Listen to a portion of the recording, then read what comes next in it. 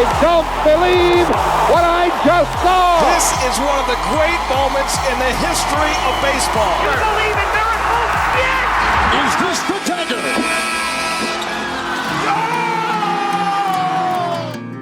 All right. Hello, everyone, and welcome to another stunning episode of This Day in Sports. This is the show where we take a random calendar date and we talk about all the things that happen on that day in sports.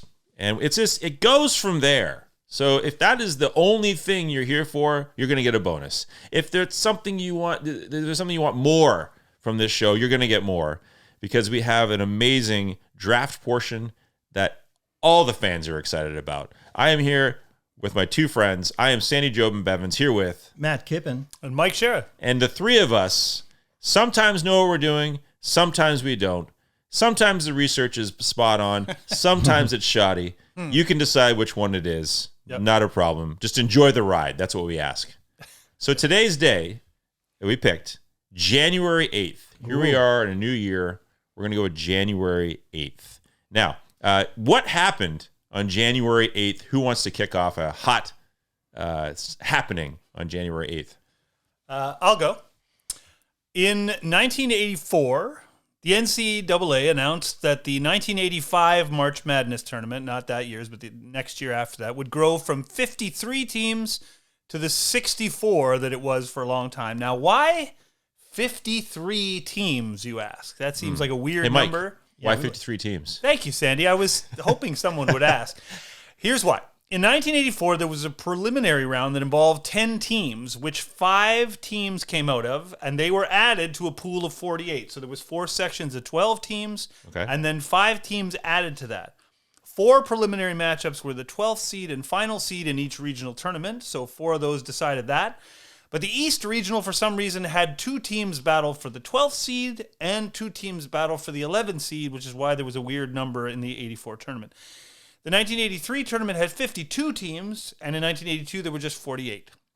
Preliminary round games were the last ones ever held at the Palestra in Philadelphia, which is known by a lot of fans as the most important arena in college basketball.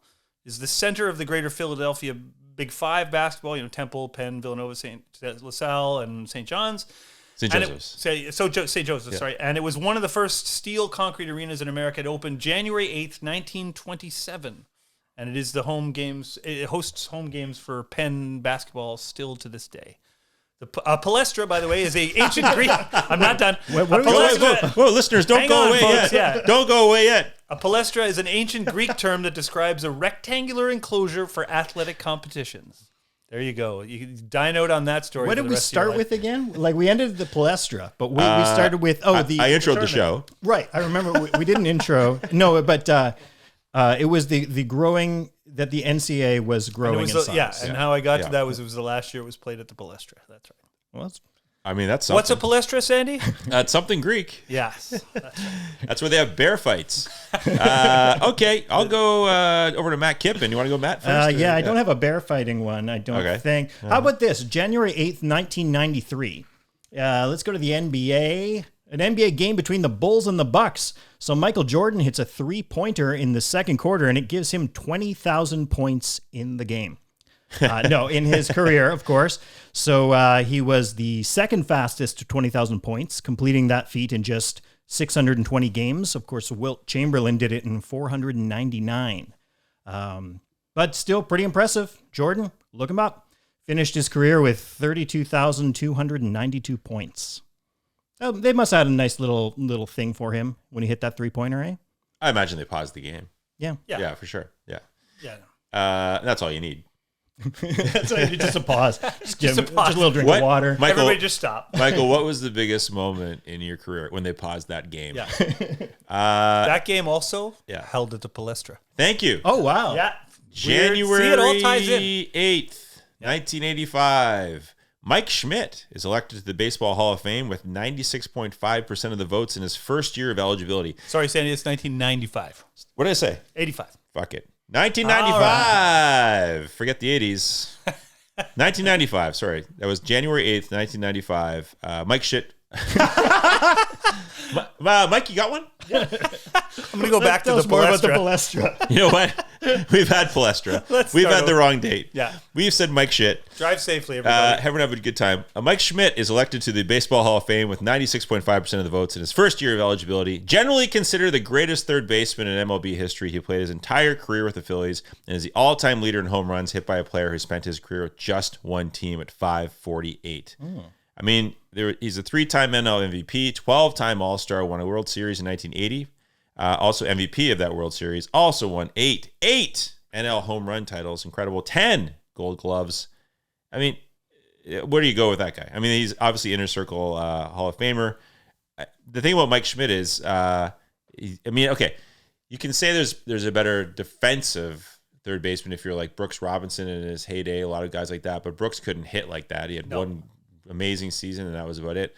But the combined package. But when you were growing up, it was Mike Schmidt and George Brett. Mike Schmidt, George Brett. Yep. Those were the two, and then you have the 1980 World Series, and then you have them facing off against each other. But those numbers, I mean, obviously George Brett's Hall of Famer as well. Very different people, first of all. Yeah. But Mike Schmidt's not asking anybody did they shit themselves at a steakhouse, and George Brett's asking everybody. Yeah. But the numbers when you put them up there, all those things I said, the home run titles, the Gold Gloves, all those things, they're quite dominant over everybody else, including George Brett. He is what they'd call an inner circle Hall of Famer. Yes. And I will say it. Sometimes we say there's things we don't give, no one else would give a shit about. I'm just throwing in a random quote about Mike Schmidt, which I've always liked. Pete Rose said, "To have his body, I'd trade him mine and my wife's, and I'd throw in some cash." Wow. That is how much Pete Rose loved Mike Schmidt. Wow. Yeah. All right. Yeah. And they played together briefly. They did, for the Phillies, yeah. Just because Pete Rose wanted a closer look at that body. Sure. Like athletically, he wanted the body, right? It was hard to say, Mike. Yeah. Matt? I'm having a rough night. What's happening? That's my first beer. That's trouble. That doesn't bode well. Yeah. Okay, Mike Schmidt. That's good. I like that one. All right. I have one. Good. It's about the Palestra. Oh, God. No, wait. I'm kidding. In 2009, in the first BCS College Football Championship game played as a standalone game, like it wasn't a bowl game, it was just a predetermined site. Number 2 Florida crushed number 1 Ohio State 41-14 in Glendale, Arizona. It was the first time these two schools had ever met in football. 3 months later, Florida defeated Ohio State in the finals of the NCAA men's basketball tournament, 84-75, and that's the first time that had ever happened with the same two schools involved. Florida also became the first school ever to hold the men's college basketball and college football championships in the same calendar year. The Buckeyes returned the opening kick for a TD and lost, and so did the Chicago Bears a few weeks later on the first play of the Super Bowl. I wish they had returned it for a TV. For a TV. An alternate reality returned for a TV. Yeah, every time you return a kick for a touchdown, you get a TV. Well, that's what they do in the CFL, don't they? They kind of bring that thing up on the TV. They're like, hey, if you entered at a supermarket or something, they pull your name and you win something. A fan would get that thing. Yeah. Now you get a Virginia ham. What was the big one in Blue Jays baseball? The phones you could win. There was a certain you could call it. Yeah, that's right. There was a certain brand of VTech. VTech. It was VTech. Get yourself two home phones that are connected. Yeah, and an answering machine, I think, too. Incredible. Yeah, like what a prize. What a prize. Speaking of promotions, Sandy, did you have a chocolate bar an issue you wanted to clear up? Oh, thank you so much for bringing that up. I really do appreciate that. So on a previous episode of This Day in Sports, I mentioned that there was a contest that O. Henry had, which if you opened up the chocolate bar package, it would have the point total of hopefully what Gretzky would end with that season. And if the season ended and you had that number in that wrapper, you won a big prize. My mistake, it was Mr. Big. I did a Google search and I found this Mr. Big ad with Gretzky, and you would point. And I said my brother had done this. Now, my brother, it was accurate. My brother contacted me. He's living in Chile now. He contacted me and said, listen, I still have the letter that they wrote back to me. They gave back to me from Mr. Big saying, sorry, because he just sent it in going, maybe this will be the point total. And he didn't get it. I guess he got the rejection letter saying. Like he sent it in early. Just going to get it in there. Okay. Make sure if it lands there. Because he was close. I remember he was close. So he said, I've still got it. I'm going to get it. I'm going to send it into This Day in Sports. So we are going to have visual evidence, but it was Holy Mr. cow. Big. Mr. Big, kind of the Canadian O. Henry, right? Like, is that what it is? I think Mr. Big is O. Henry Canadian. not, and O. Henry's not? You can get O. Henry in Canada, Yeah. but I think Mr. Big is a Canadian enterprise only. I don't think you can get Mr. Big down south, as it were. Now, what I'm going to do is I'm going to try to... Euphemistic. I'm going to try to find Mr. Biggs for all of us. Okay. For next episode. And we'll start chewing them just as it starts. I think it's going to take some time to find them. So let's say like in February, I'm going to have Mr. Biggs for all three of us. All right. Okay. Yeah. Produced by Cadbury in Canada. Thank you, Frank. Yeah. Thank you, Frank. Yeah. Thanks so much, Matt, for bringing that up. I wanted to straighten that out for sure. And now you have a little This Day in Sports? I got a little This Day in Sports, so I'm going to go January 8th, 1973. And this is when staying with hockey, a 21-year-old Larry Robinson played his first NHL game. So it was for Montreal against the Minnesota North Stars at the Montreal Forum. And he didn't register a point. And they tied 3-3. But of note, they needed a boost. Larry Robinson, this is the lineup he joined. Okay. This is who's on this team. Yvon Cornoyer, Guy Lafleur, Guy Lapointe, Jacques Lemaire, Frank Mahovlich, Henri Richard, the Rocket, Larry Robinson, who was joining them, Serge Savard, Steve Shutt, Ken Dryden. Those are just the future Hall of Famers. Yeah, okay. Those, all 10 of them. Yvon Cornier. We're all on that team at the same time. Yeah, there were 7 other players who were also, great players, but they were not future Hall of Famers. Yeah. But 10 of the 17 people on that. So more than half that team incredible went to the Hall of Fame. Hall of Fame. Wow. Just really incredible. Yeah, they won a few cups, as I remember. They did win a few cups. They did. And as we found out earlier in this podcast, or 2 podcasts ago, Matthew Schneider gets into the NHL because Larry Robinson hurts himself playing polo. That's right. Which shocked me. We all have. Yeah.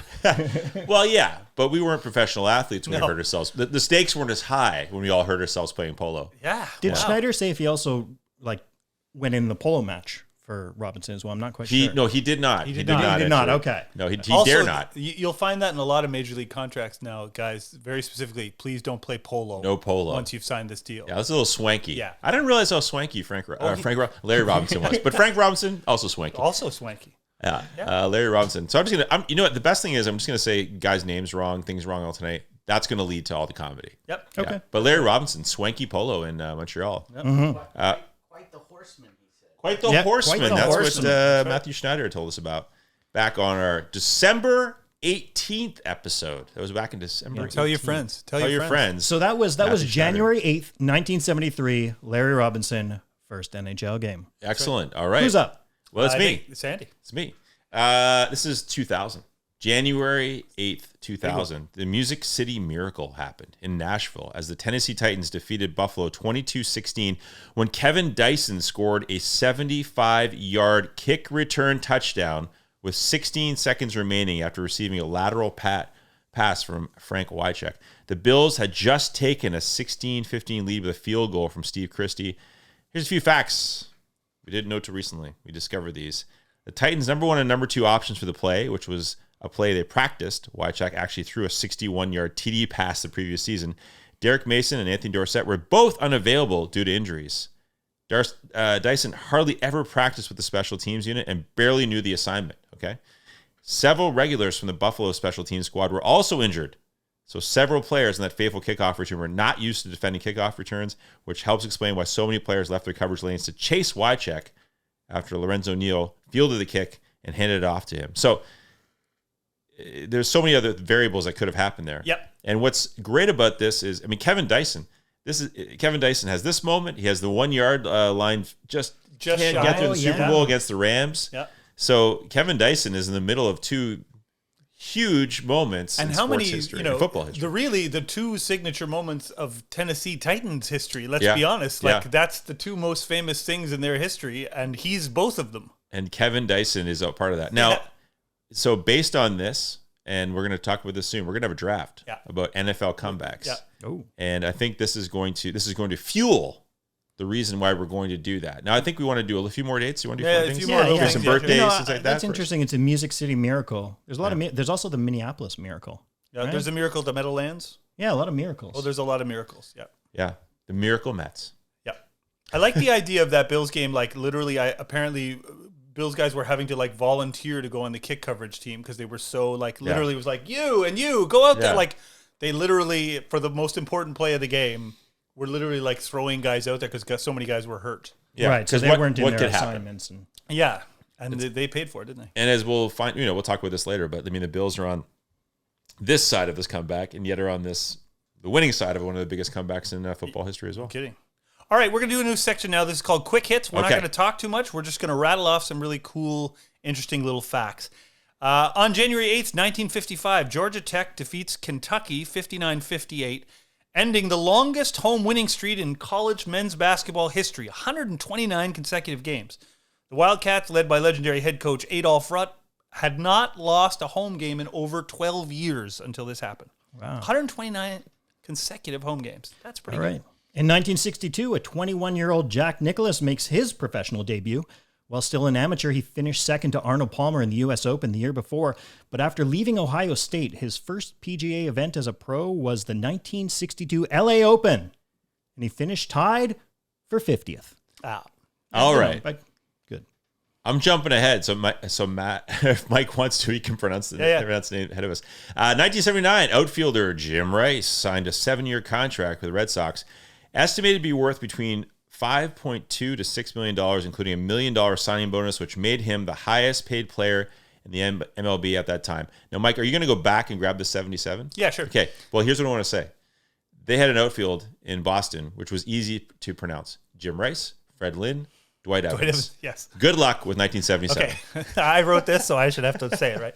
In 1977, this is easy, Kerry Reid defeated fellow Aussie Diane Fromholtz in the Australian Open women's singles final.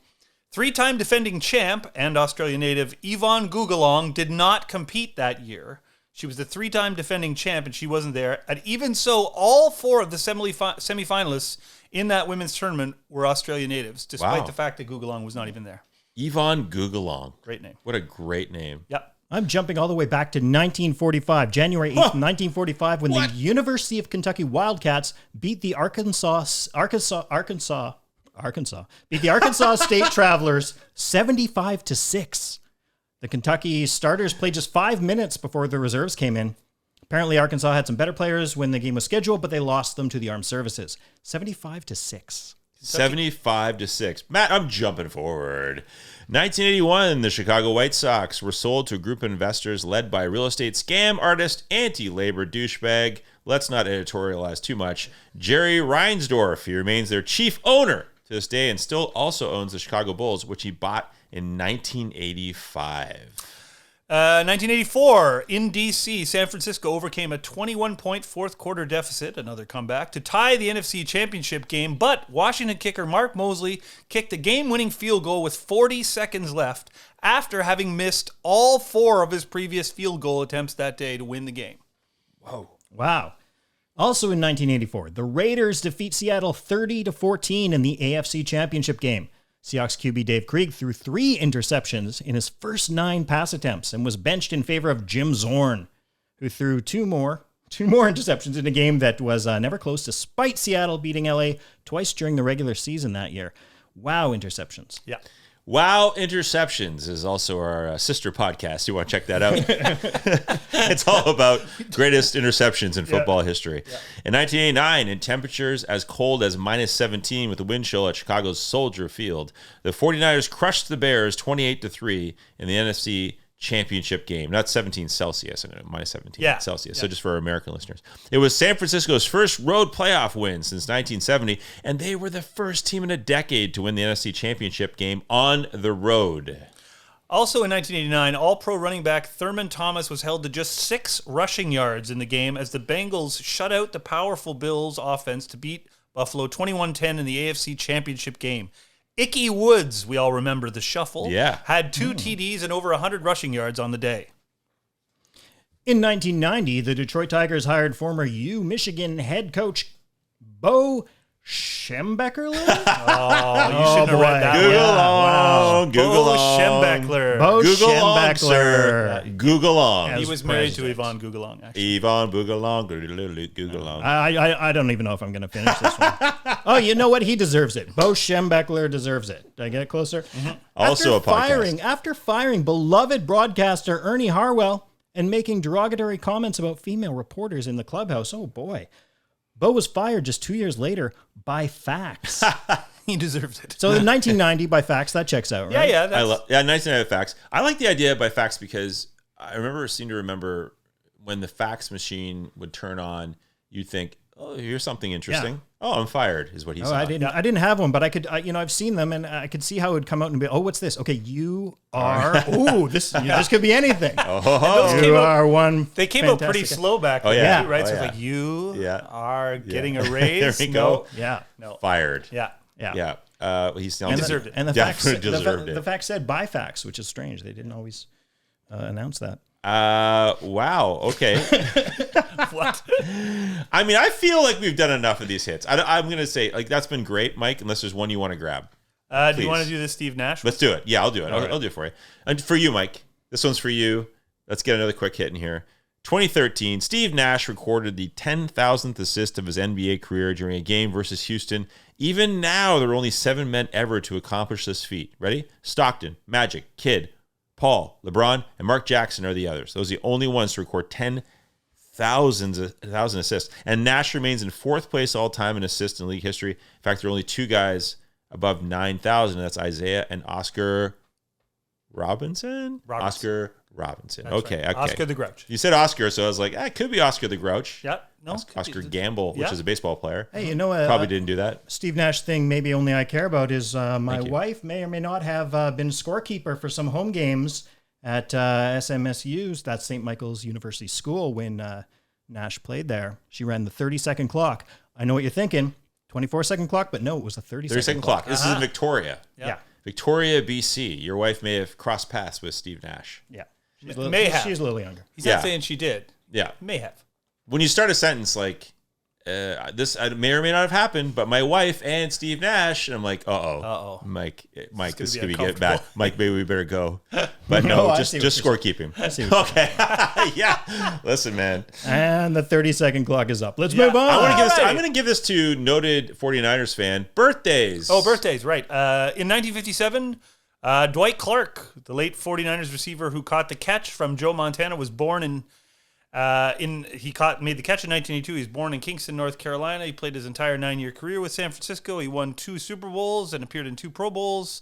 He died in 2018 at age 61 after a battle with ALS. Damn. Yep. Damn. Wow. 1981, Jeff Francis there, Matt. Jeff Francis, who in 2007 became just the second Canadian pitcher to start a World Series game for the Rockies, was born in Vancouver, BC. First round pick, 9th overall of Colorado in the 2002 MLB draft. Can you name the highest drafted Canadian-born player in MLB history who was also drafted that year? 4th overall.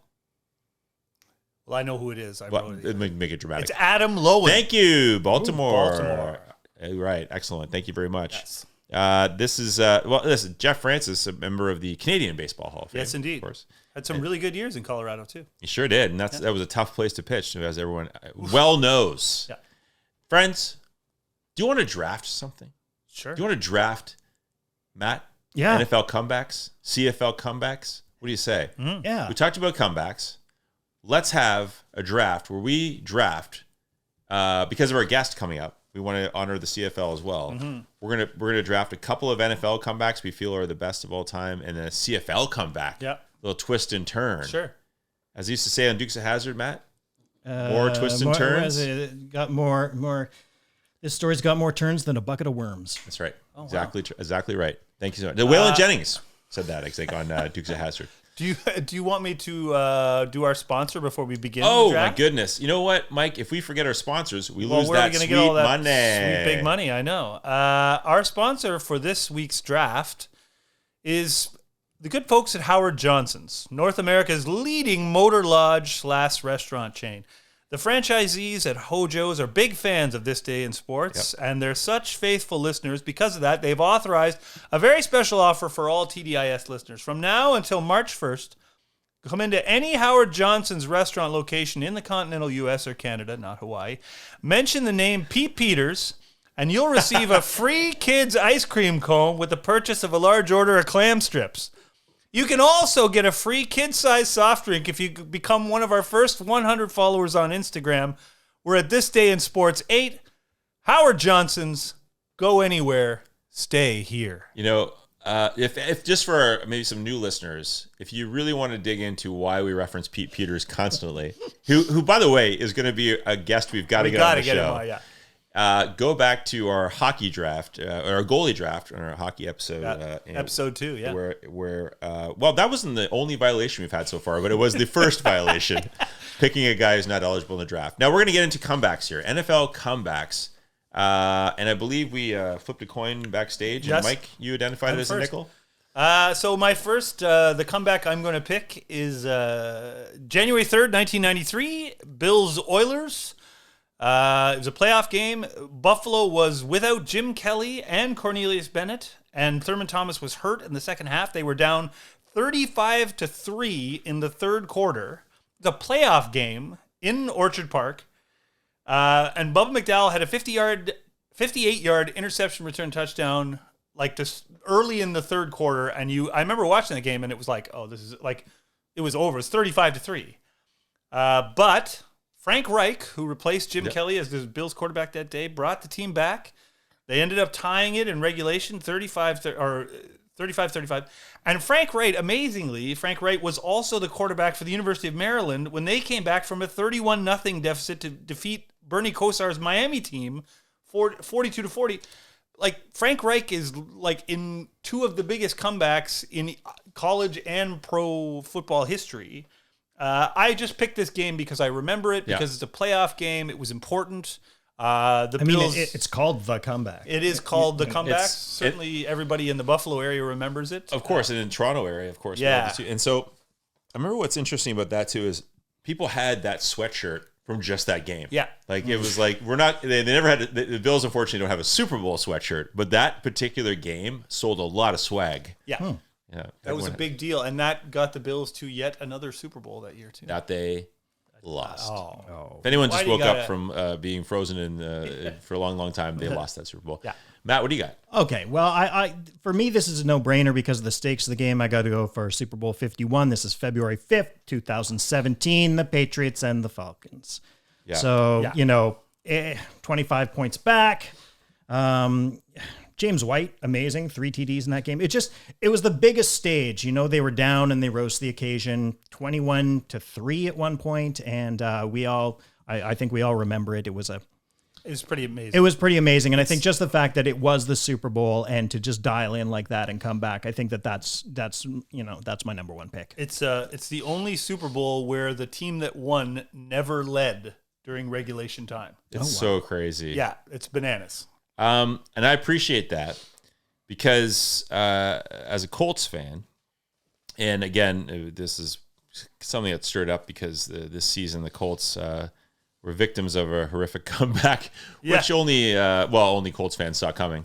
But I remember what's great, and if you get a chance, Peyton Manning at the ESPYs that year, a fantastic monologue following this Super Bowl. Among other things, he's burning Kevin Durant for leaving his team to go to Golden State.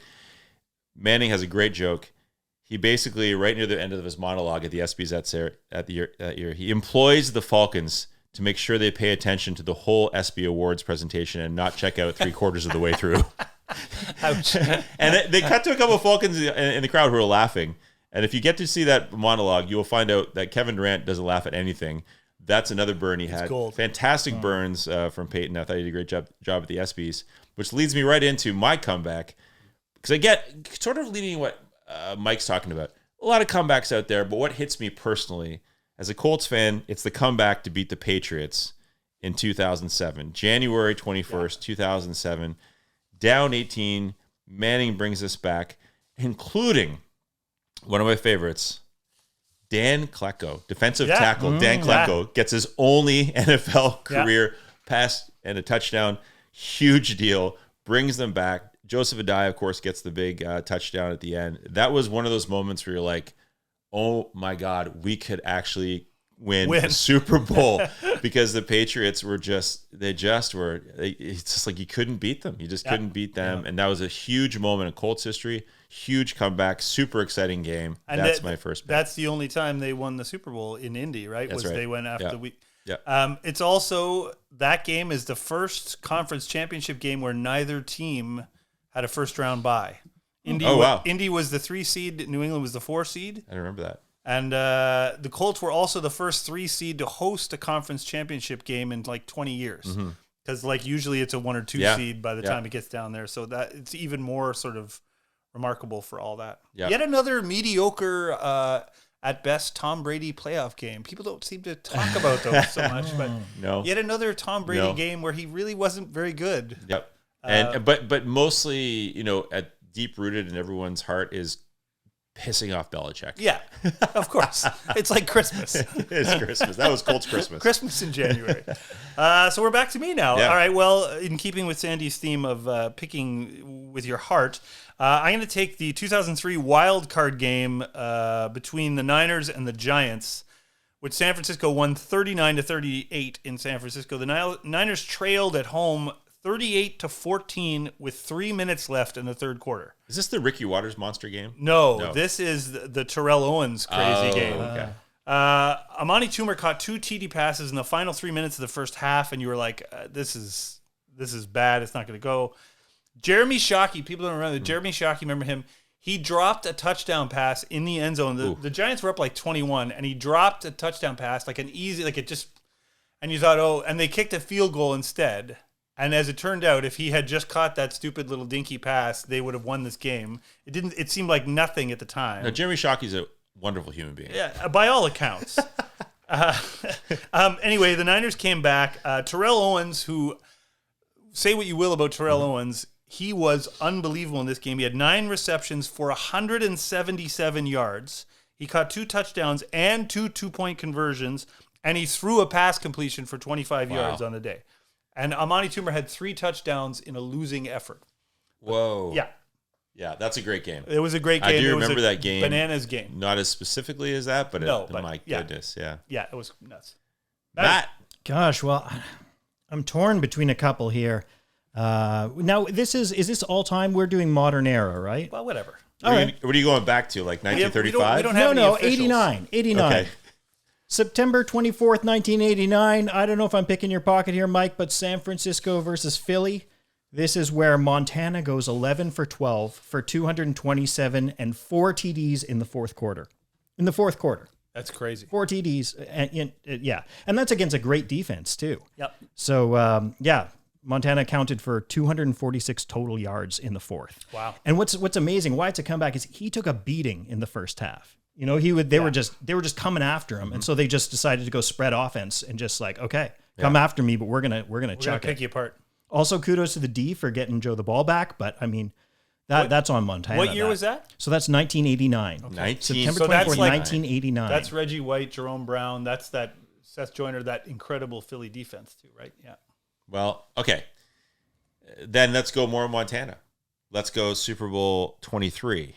When Montana comes back, 34 seconds left to beat the Bengals. Yeah. Okay. And because of that moment where he's in the huddle and he says to everybody, hey, is that John Candy? Yeah. I mean, that is Joe Cool at his finest. Yeah. That in the huddle, the world is on his shoulders, pressure's on. He notices John Candy and says to the guys, hey, is that John Candy?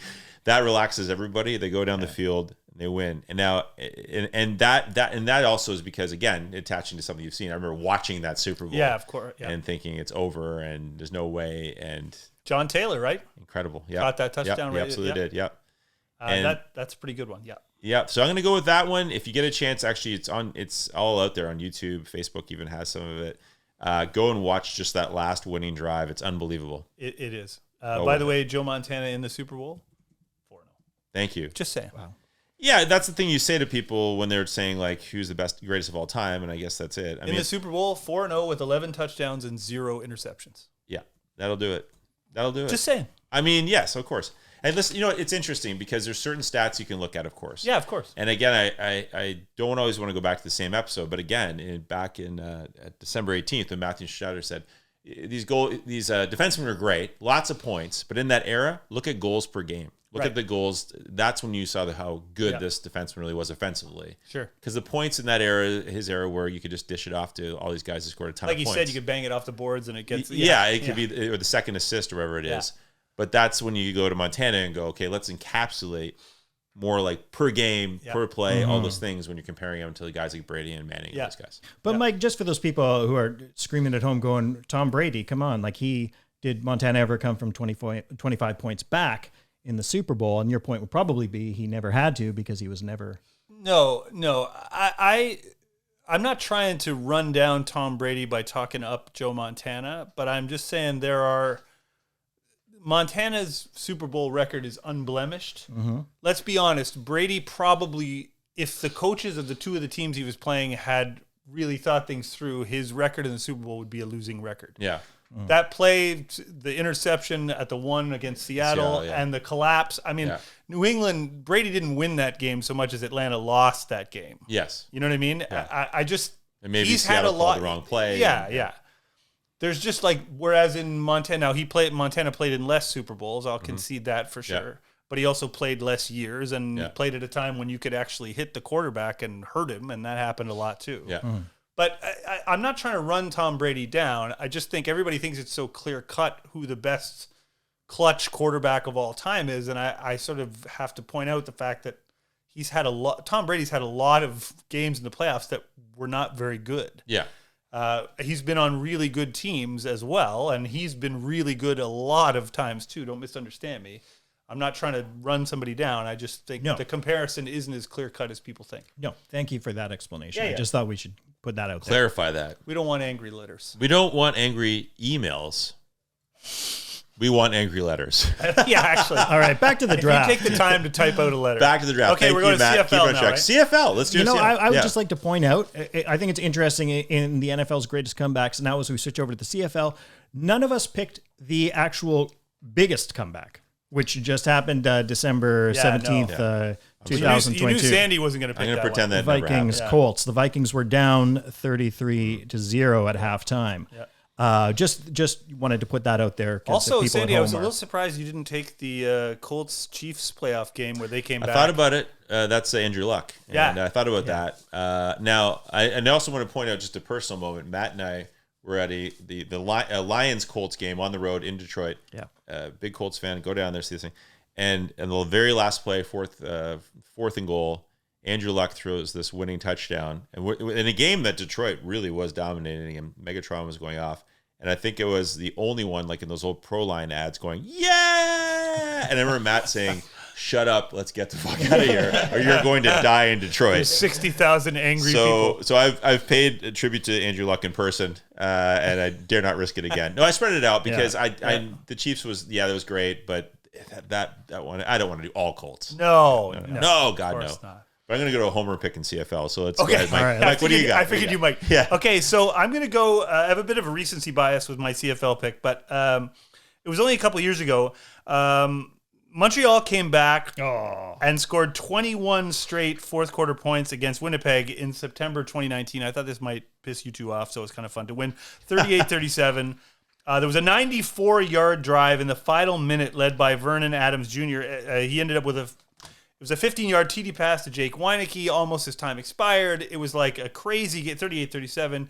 The CFL, I have to say, while we talk about CFL comebacks, one of the great things about CFL football is you really are never out of it. Yes, and that's going to definitely come into play in mine for sure. That I'm going to make. Like in the NFL, we talked about these games. There's a few times where a team comes back with not much time left, but it's rare. Yeah. Teams really know how to use the clock. It's hard to get in the CFL. You really there's 3 minutes left and you're 3 scores down. You still have a shot, and that's kind of one of the great things about that game. It's a huge part of it for sure. You're never out of it. Matt, where are you going? Well, I don't know. I might pick your pocket here, but gosh, I've got two Bombers ones. I've got two. Oh, you better I think I know which one you're going for, and I'm going to leave it for you because I don't have a backup. Okay, then I'll do this. I'll go with July 20th, 2016, Winnipeg is down 22-19 to Edmonton. Okay. Winnipeg, I know the game you're doing. You're doing Bombers Alouettes. I am. Okay, yeah. So in this one, you'll remember, Winnipeg is on their own 10-yard line with 4 seconds left. Wow. This is when Kevin Glenn, it's Milt Stegall for a 100-yard touchdown. Keep in mind, CFL fields are 110 yards long. Yeah. So this is just beautiful. From the 10-yard line, then. And they'd always play it up on the scoreboard in Winnipeg there, it's too, like the game wasn't there, but, just memories. It's one of the greatest moments of all time. And Milt Stegall, quality dude. Awesome guy. Yeah. Seems like Yeah. So that was it. They were down with 4 seconds left on their own 10-yard line. Yeah.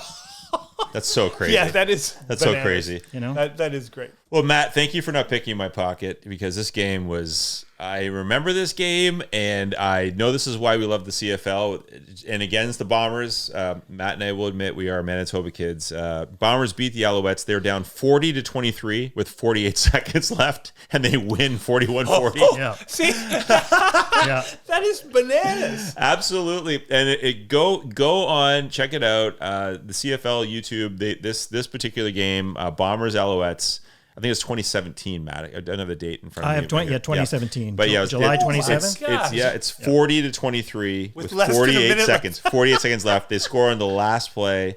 There is a kickoff afterwards, but it is essentially last play. They win 41-40. Yeah, they recovered an onside kick. It did. All these things after happen. They scored the first one. And you can. And the commentator is so fantastic. They're saying things like, "Oh, if only the Bombers had done this, they could have won this game." You can see how if he'd only caught that. They're doing all this sort of like what ifs as the Bombers are coming back to win the game. Played right into their hands. Absolutely phenomenal. Highly recommended. And that leads into our special guest. He was we'll go into the intro in a little bit, but yeah, MVP of the Grey Cup, that just happened. I like the Grey Cup and our Bombers, Matt. Yeah. Sorry to say. He's coming up next right here on this. Yes, please. Can I just make a point, please, though? Please, sorry. Mike picked a game where our guest had 7 tackles and a sack. That's right. Thank you. So I think that we may have some bias. I just want to throw that out. No, he knows what he's doing. Are you playing to win or are you playing to lose? I'm playing with my heart. Good, but good for you. I'm playing to win. He wasn't playing for Montreal in 2017. Yours, he wasn't on that team. So no. That. Mike's playing to win. Yeah. Great choice. He's probably going to win. Yeah. Okay. But Mike, as a human being, horrible person. Yeah. Reprehensible. Oh, yeah. And now he's showing like he's going to celebrate his victory on his own, alone in his tiny little apartment. Sad little. Okay, let's go to our draft. Let's go to our draft results and a little bit of judgment. Perfect. Okay, so this is fantastic. So we have just completed our draft very recently on the This Day in Sports. We talked about these greatest comebacks, these football comebacks. We had a couple NFL, CFL in there, and we thought, let's get an expert on here because clearly we are not experts. But we picked our picks, and now it's time for some judgment. And here, I'm going to tell you, I'm going to jump into a real hot intro because this is a great guest to have on here for this exact purpose. Born in Kinshasa, Congo, but grew up in Montreal, Mississauga. Henoc attended St. Francis Xavier University, where he racked up the awards, including 2010's Most Outstanding Defensive Player in Youth Sports, and graduated as the X-Men's all-time leader in tackles, and an all-time in 2010, he had 149.5. That's since been surpassed, but that was a record then. He's the first overall pick in the 2011 CFL draft, selected by the Winnipeg Blue Bombers, continued to dominate his play in the CFL, collecting numerous outstanding player awards and all-star designations. And in 2013, he tied for the league lead in tackles with 111. He spent 2014 with the NFL's Colts and later spent time with the Dallas Cowboys, then returned to the CFL to continue his incredible play with Saskatchewan. That's great. He played in great places. Montreal, most recently, the Toronto Argonauts, where his late game interception helped the Argos win the 2022 Grey Cup over the Winnipeg Blue Bombers. He was named Grey Cup MVP. Grey Cup most valuable Canadian. That's only the second player to do that after the Blue Bombers. Andrew Harris did in 2019. And that is MVP and most valuable Canadian, all in one Grey Cup. Please be joined by outstanding linebacker, Henoc Muamba. Henoc, you're joining us. And you brought the trophies with you. I see you have. I'm there. They go everywhere I go, man. People tell me that they always see it when I'm around, and I try to keep it at arm's length, right? Well, that's a very smart thing to do. Now we were wondering about this because the Grey Cup, of course, now everyone's got to share it amongst the team. Now you've had it already. You've had it in your own personal possession already. Is that right? I have. It spent some time at home. I've had it for quite a bit of time. Went a few different places. Went to mayor's office. Went back to my high school. Did a couple of speaking engagements with them. But you know what? I'm trying to take some time away from it. Hopefully, I'll get a chance to spend a little bit more time with it at some point. But I think my kids, the girls are sick and tired of it now. We had it around the house. I think at one point they were just walking back and forth around. They don't care. They really don't. They're over it. They're already over it. Yeah. I love the idea that you're going to just take a little break from the trophy for a while. I'm going to spend a little more time with my family, a little less time with my trophy. Yeah, just focus on family a little bit here. Great choice. Great choice. Well, we did this draft. It was all about these comebacks with the greatest two. Pick two from the NFL, one from the CFL. We drafted these comebacks. Some of them were personal choices. Some were basically fully based on being a neutral choice, perhaps, and saying, I just think this was the greatest comeback. We turn them over to you. We are ready for your judgment. And if you want to talk about any particular one individually, that's fine. If you want to, then we'll get to the judgment of which these, Matt, Mike, or myself, team won. I guess it's a team comeback list, won this trophy. But where do you want to start? Which one is it? Is there any of these that jump out as you like a favorite, or one that you're like, I've never heard of that? What do you think? The Winnipeg one is I remember watching it a few years back, so that's definitely one of the ones that we can start off with. Sure, yeah, let's get into that. What do you remember of that one beyond just the quick facts? Was there any details about that one? Nothing in particular, but I do just remember watching it, and I do remember just being like, is this really about to happen? It's around the time where the CFL was really it's huge. It was huge on marketing. The fact that the last few minutes of the CFL, you can never predict them. I think they used to say it's never finished. Really, that was the biggest thing that the CFL was marketing. And I remember at that point, everyone was just watching like, is this really about to happen? Is this really about to happen? And Jake Thomas, there was a kickoff that happened. The ball was going back to Winnipeg, and Jake Thomas catches the ball. He's a defensive lineman who's not used to holding on to the ball. I remember he started off the possession doing that, and then they meticulously kind of marched down the field. So I remember watching that in particular. And so no, I correct me if I'm wrong. The whole crew here, is every one of our CFL comebacks involve the Bombers? Yes, yeah, I believe they do. Yeah. Did Sandy pick them all? No. Like, this is the funny thing. Matt's a Winnipeg guy. So am I. But Mike, I think Mike is. I think get that blue away for now. Huh? Come back. I deliberately picked one where Winnipeg lost just to balance things out. Fair. That's totally fair. Good, I think I gave the wrong date for mine. I think I said for for that Milt Stiegel 100-yard TD, it was 2006. I might have said 2016. I was so excited. I think. Oh yeah, it was 2006. Definitely maybe not 16. No, couldn't have been 2016. 2006. Milt was doing TV by then. Yeah, for sure.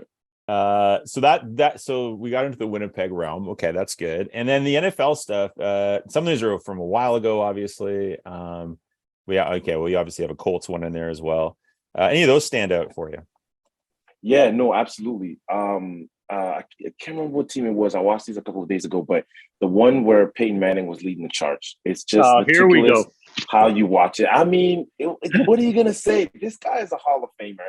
Yeah. I am a former Colt myself, and I do remember getting there, and I ended up playing with Andrew Luck as my quarterback, who's equally, if he chose to play a little bit longer, to me, he would have had a similar, if not even better career than Peyton Manning. Wow. But he's an amazing guy, amazing leader, really amazing human being. Can I share this story real quick? You can share any story. I remember getting to Indianapolis. I signed on there as a free agent, right? I came from the CFL. I take my shot at the NFL. I work out with a bunch of different teams. I choose the Indianapolis Colts, and I go there. And I remember literally we're doing OTAs, organized team activities.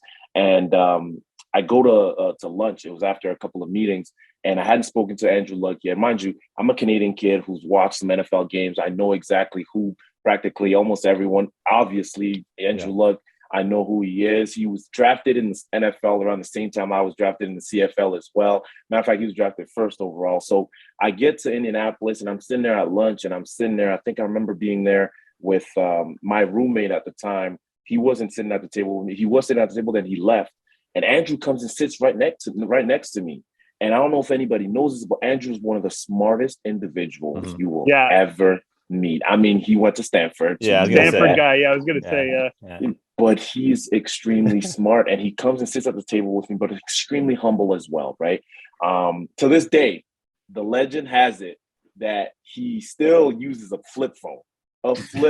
He just doesn't care for technology. I kid you not. If I search deep enough on my phone, I will find the picture. We were in a training room with him, and he was holding it. This is in 2014, 15. And, smartphones were already in by then. Oh, yeah. He did not care for it.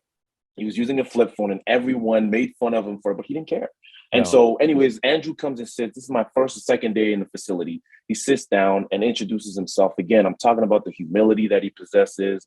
And then right after then, he just tried to tell me how smart he was, really unintentionally. But he starts telling me about, Canada. He tells me everything about Canada. And if you know anything about the U.S., a lot of the times people in the U.S. don't care to know anything outside of the U.S. But he knew everything about Canada, things that I didn't even know myself. And he's telling me about the North Pole and penguins and all of these things. And I'm just like nodding and agreeing with him because I'm like, well, I don't want him to think that I'm stupid or anything. But long story short, this guy was super smart, extremely humble, and a great individual. But Peyton Manning is who we're really talking about. Sure. That's a good circle back. Yeah, it's okay. It all ties in. It all ties in. Right?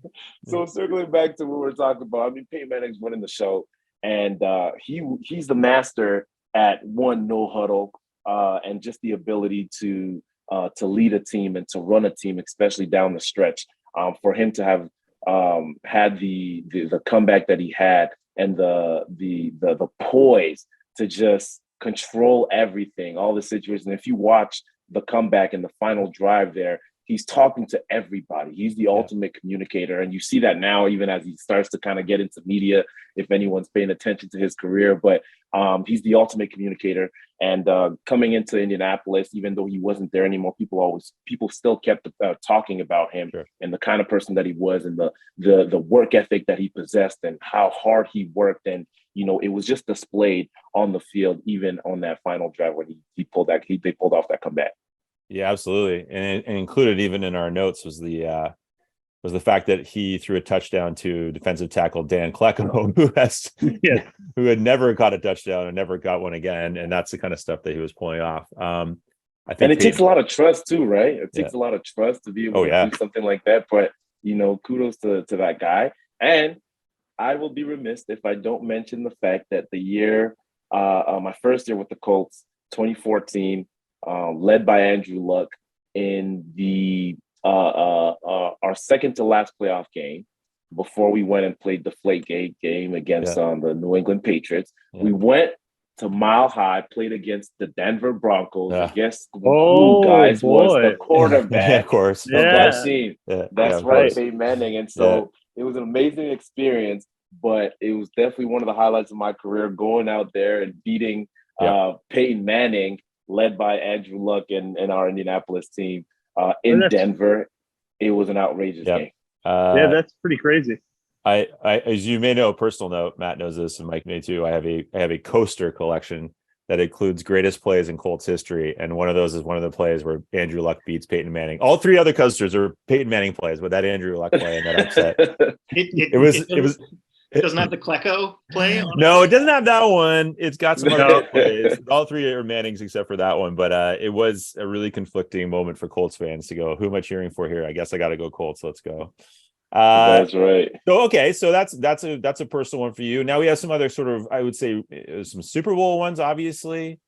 There was the classic Bills comeback. Any of those connect to you at all, Henoc, as well? There's a Joe Montana. To me, Yes, the Joe Montana is a classic one. To me, when I look at that game, I envision just myself being there present, whether I'm playing on defense against the team or I'm on the sideline watching the comeback happen in front of me.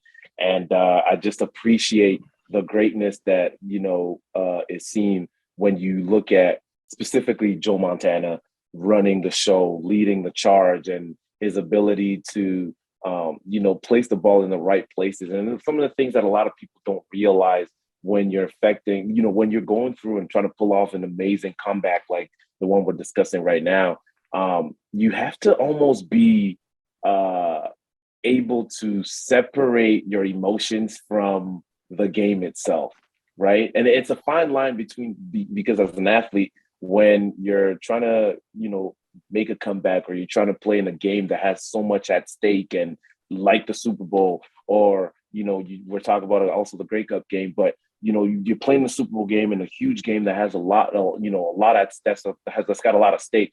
You got to be able to separate your emotions, but at the same time, you got to also utilize your emotions because as human beings, that is really what makes us, go forward and whatnot. So it's the ability to kind of separate your emotions from the game that I kind of look at as well. And if you look at that game as well, it's almost like he's got ice in his veins and he's just so focused and locked in. And every single play, he's thinking about the next play and he's kind of, processing everything. And then the reason why I'm talking about, Joe Montana and not completely just the rest of the team, which obviously everyone matters, especially in the game of football where, you got to do the right thing. And if you don't, you will get taken advantage of from an X's and O's perspective. From a quarterback's perspective, there's so many things that you have to understand, that you have to remember.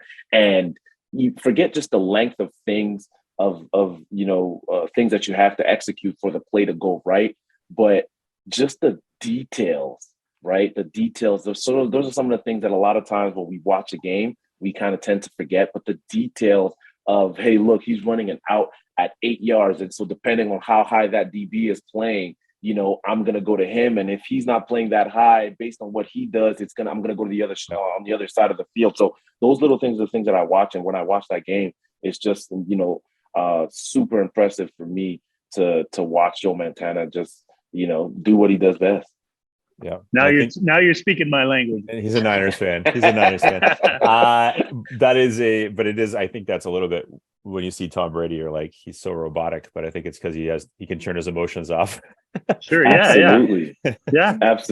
Absolutely. Yeah. And, that makes him, that's why he's one of the greatest. When you're as a linebacker, do you look in a QB's eyes and go, oh no, we're going to lose, or, oh no, I'm going to go get this guy, no problem? Like, can you see fear, or do you always what do you see locked into like a QB's eyes? 100%. I'm looking at the QB's eyes. I really look at everybody. And that's one of the things that if you're a linebacker in particular, right, you play on defense, you're the quarterback of the defense. That's, very well documented. But as I've kind of grown in my position over the years, I remember being in university and starting to really understand the game of football. They try to teach you, I don't know if you guys are really huge defensive guys, but if you're a linebacker, they try to teach you about how to read the offense, and they try to teach you to read the triangle, they call it, right? Yeah. You're reading between the guard, the center, and the quarterback. And then they tell you, hey, if you see a little, see a lot. And that's going to tell you a little bit about what's happening, basically the pass set, the running back, the quarterback, what they're doing. And then kind of you progress. The more you play, the more you can see.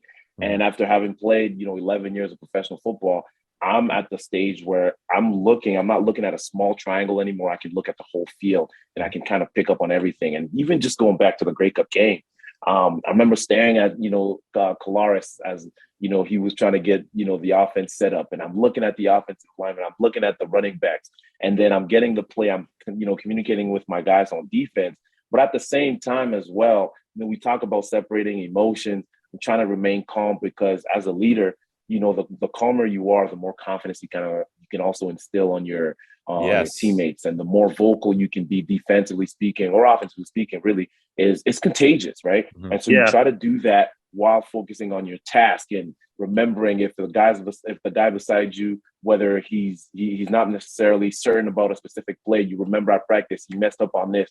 I try to remind him right away because, again, we talk about the details of the game and how much they matter, especially in situations like that. But I think back of situations when, we call the blitz, right? And I'm looking at a quarterback, and after we hit him, you try to say a couple of things, take a couple of jabs, but also you stare at them, you look at them while they get up, and, where's the confidence level at, right? And then you say a few things to try to affect their confidence as well as the game progresses. But it's just an amazing, kind of thing to be in. I just remember looking back at the game. I didn't watch the game again until maybe like a month after the game was played. And I'm telling myself, like, my emotions were actually playing. Obviously, I know already the results. And now I'm thinking, man, like, if I told my wife this multiple times. I said, look, this is the type of game I would rather play in than watch. Because when I'm playing, I can do something about it. But watching, you just got to sit there, bite your nails. And that's what the three of us are stuck doing when we watch this. Yeah, we end up.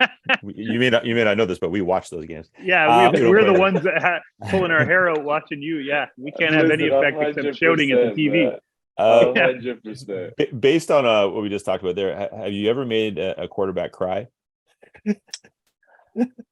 Not a quarterback cry, but I took one to the hospital. Wait. You took one or you sent one?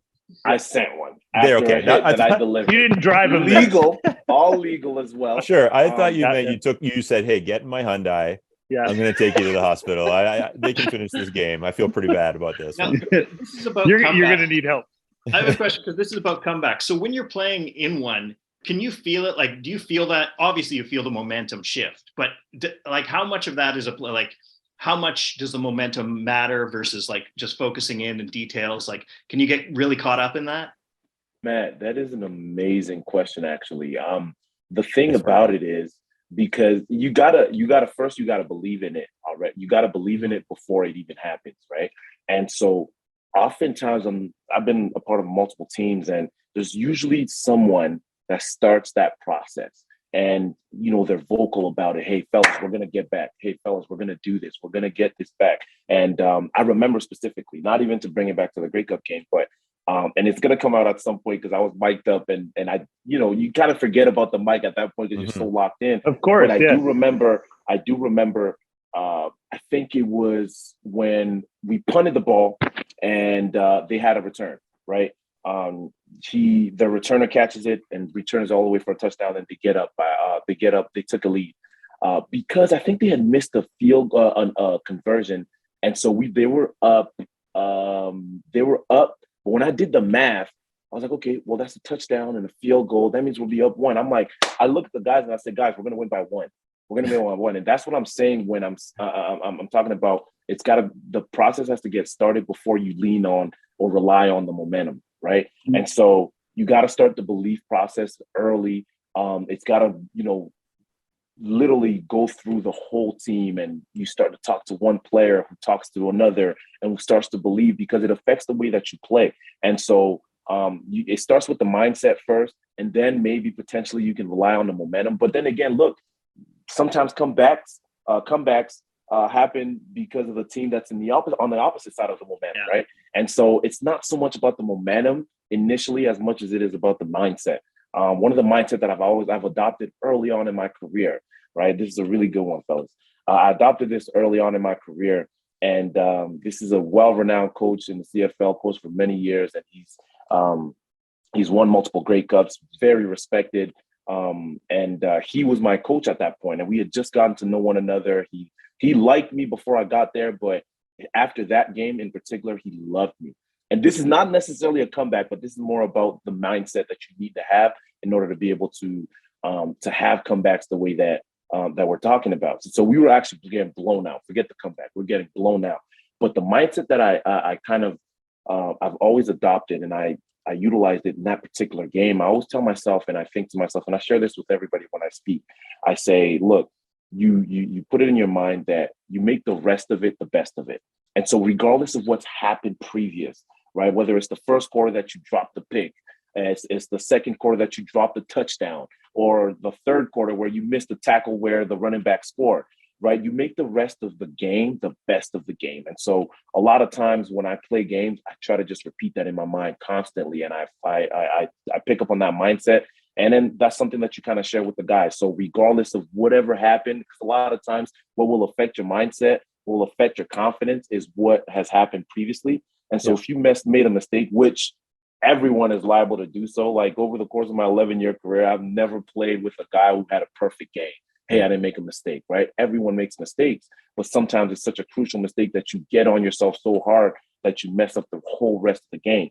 And so when you can adopt that mindset and you can kind of, start that positive process, positive mentality and mindset to kind of travel across the fellas and the guys in the locker room, as well as on the sideline, especially in the heat of the moment, those are the things that are, it's the intangibles that make really comebacks possible. That's that we talk about that a lot in baseball with starting pitchers. If the guy hits a home run, you have to let it go, and the emotions take over, and you can't let that go. You start walking everybody, and everyone's just going to eat you up. And that mental game is such a big factor. We often talk about, like, especially DBs is a group that have to adopt this mindset as well. Forgiveness. You kind of have forgiveness to yourself, but you also have to have like amnesia, right? Yeah. You got to be able to literally forget it. Yeah, literally forget goldfish it. brain. Goldfish brain. There, That's what it is. There you go. Oh, there you go. So in the Grey Cup game, after the game, people talk, well, you won the trophies, people call them the twins. You got the twins after the game, and you had an amazing pick, amazing interception. You were a great leader and all of this, but people don't realize I think it was in the third quarter. Winnipeg was having a drive and they're about to score. As a matter of fact, they ended up scoring, but I had an opportunity to get an interception, right? I jumped. It was one of the easiest picks that I could have had in my career. And I jumped for whatever reason. I didn't need to, but I jumped. After I jumped, it happened so fast, right? I jumped and the ball wasn't too high, but it wasn't too low. So I didn't know how to place my hand. Awkward, I lost the ball in the air, and it just hit my chest and it dropped.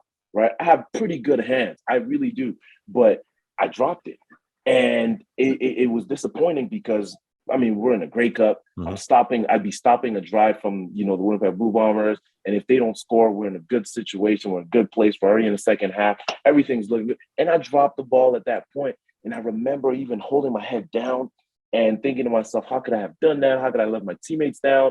This is the biggest game that really in my career. And we're in the Grey Cup. And finally, I remember going to the sideline, and every single person that I spoke with, including starting with my linebackers coach, I went to him. I said, "Coach, my bad. I dropped the ball. I should have intercepted it." He said, he didn't even talk about the situation. He just said, "Look, you're going to have another opportunity. Just make it count." Coach did. Kevin Iben is his name, but he said that, and then it happened, right? But he was right. I just said that he was definitely right. But I said that to say that opportunity may or may not have happened, but if I didn't have the right mindset, I never would have put myself in the right situation to make the play that I made at the end of the game to help my team win. And this is a lot of avoidance of making a decision. Okay, you have to. You gave Matt an award for having a great question. It's pretty rare for Matt to do that, so that's great to build Matt's confidence. So I appreciate that. But we have to get back to these comebacks. And we all three of us made our decisions on these comebacks. Which of these teams of comebacks, which these the three of us you think pick the best three comebacks in total, I guess I would say. I'll have to go with, mind you, they were all impressive comebacks at that level, right? As you can see, I'm very political in my answers, but in all honesty, though, I'll have to say the Super Bowl one. Mm-hmm. Go ahead, Mike. The Super Bowl one, the Joe Montana one, had to have been the best one because of the magnitude of the game, because of what it meant to their team, because of the way it was executed as well. I think that it has to be the one that's at the top. So that's the one at the top, and that's on my team. So are you really just saying that my team won? I'm saying that your team won. There we go. We also hey, listen, guys. We have the Peyton Manning's in there. You got the Montana. You got some bomber action going on. That is a winning team right there. But Matt, you won the question contest. I won the question. contest. Thank goodness. And Sandy, it was kind of a comeback because you haven't been winning a lot of these drafts. So I don't win a lot of true. these drafts. Very Thank you true. very much. Thank you very much. There That's you go. right. This might be the start of this comeback then. That's Mike. exactly it. It's Boost a my rally confidence. beginning. Yeah. You seem like the perfect person to start it for Sandy. That's perfect. Yeah, exactly right. Exactly He right. needed your pep talk. There you go. I'm very ecstatic about that, and for some reason I just got this in the mail. This is the trophy you get for picking football comebacks. It's a hockey trophy. I sent it myself in person, actually. Thank you. Oh my god, that's so nice of you. That's Almost above as and good as beyond. the Grey Cup. Almost. Yeah, above Not and quite. beyond. Above and beyond. This has been fantastic. We started off with our dorky draft and got some good responses on the draft, of course, but a lot of great insights and thoughts on success in football and what you have to do with your mindset, even beyond sports. Those are great things to think about. Absolutely. It didn't go well today. It can go better tomorrow, and keep moving on. That's so good. You have been a fantastic guest, and we're so excited to have had you here. If you want to lend out any of these trophies, Matt or send one down to Mike, they're always welcome. Just take that jersey off the wall, mail it out, whatever you need to do. The trophies come with the colors, so you gotta the jersey comes with it. Yeah, you got to put in the work. Yeah. Thank you so much, Henoc Muamba. This has been fantastic. Congratulations on all your success this past season, and keep on keeping on as you've taught us. Keep on keeping on, I think, is the message there. Keep on with that mindset. Make the rest of it the best of it, wasn't that it? There Rest you of it, go. thank There you, Matt. go. Matt, There you're you go. killing it today. Matt, Oh, yeah. Matt is on point, but Sandy, I'm on Mike, point. thank you so much for having me, man. It was a pleasure to join you guys. Thank Pleasure you so much. was ours. Thank you very much. Come back anytime. to this day of Anytime. sports. All right. Thank you. All right, there we go. We did it. We have come to the end of another episode of This Day in Sports, January 8th. We're going to have one more coming up in January. So circle back and check it out. This has been actually a lot of fun tonight, guys. On one beer, I mispronounced a ton of crap and said the wrong years. Yeah. What is wrong with me? Yeah, we learned a lot about the palestra. Was that Palestra, come Yeah, on. that was so nice. That I'm was trying so, to be informative and entertaining. learned- Apparently, I wasn't either. you did neither, but Maybe I shouldn't have started with that one. maybe that's it. Maybe that's it. Stick to the facts. Thank you, everybody, for, of course, listening to the podcast. We will be back later on in January. I'm Sandy Jobin Bevins. I'm Matt Kippen. I'm Mike Shera. Please find us on Instagram. It's This Day in Sports 8 is where you'll find us. Come follow us. There's lots of info on that, too. And we'll see you next time. Absolutely, on This Day in Sports.